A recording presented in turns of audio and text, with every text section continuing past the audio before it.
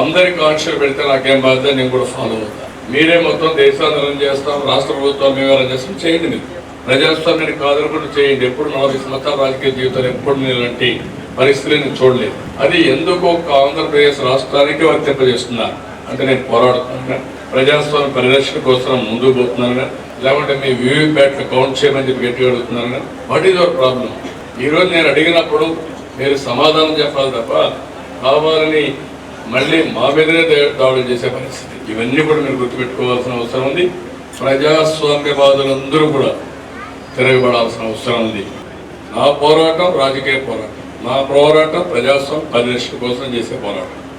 మొన్నే చూసాం వైఎస్ఆర్ కాంగ్రెస్ పార్టీ ఎంత అపవాసం అంటే అప్పుడే ముఖ్యమంత్రి బోర్డు రాసుకున్నారు. నాకైతే అర్థం కావడం లేదు, ఏం చెప్పాలో కూడా నాకు అర్థం కావడం లేదు. అదే మరిగా ఎంత ఇదంటే మొన్న ఎలక్షన్లు అవుతానే మేము గెలిచిపోయాం చెప్పి మాట్లాడుకుంటూ వచ్చారు.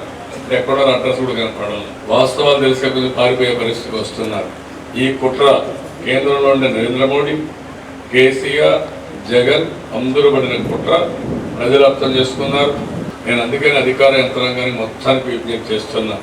కావాలని చెప్పి జగన్మోహన్ రెడ్డి కావాలని కొన్ని కేసులు ఇన్వాల్వ్ చేసినా అవి నేను పెట్టే కేసులు కాదు, అంతవరకు కేసులున్నా అతని తప్పుడు వల్ల మీరు ఇబ్బంది పడ్డారనే ఆలోచన నేను తీసుకున్నాను.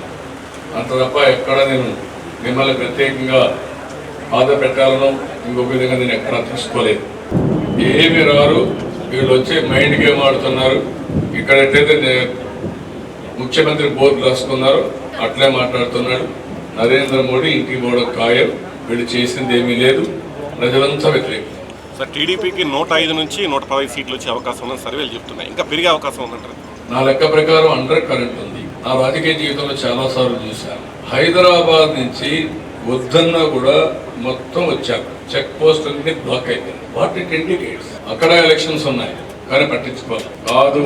ఆంధ్రప్రదేశ్ లో ఓటేయాలని ఏ వెహికల్ దొరికితే ఆ వెహికల్ వచ్చారు. ట్రైన్స్ లో వచ్చారు, ట్రైన్స్ లో రిజర్వ్ చేసుకున్న వాళ్ళకి కూడా కాకుండా దూకి వచ్చారు, లోపల విండోని దూకి వచ్చారు, లారీల్లో వచ్చారు, కార్లు అయితే షేరింగ్ తీసుకున్నారు, మోటార్ వెహికల్ వచ్చారు. What all it indicates? ఆ కమిట్మెంట్, ప్రజాస్వామ్యాన్ని కాపాడుకోవాలనే కమిట్మెంట్. ఇప్పుడు నేను అడుగుతున్నా, ఇప్పుడు ఒకరిద్దరు మాట్లాడుతున్నారు, ఆఫీసర్ ఆత్మవిమర్శ చేసుకోవాలి.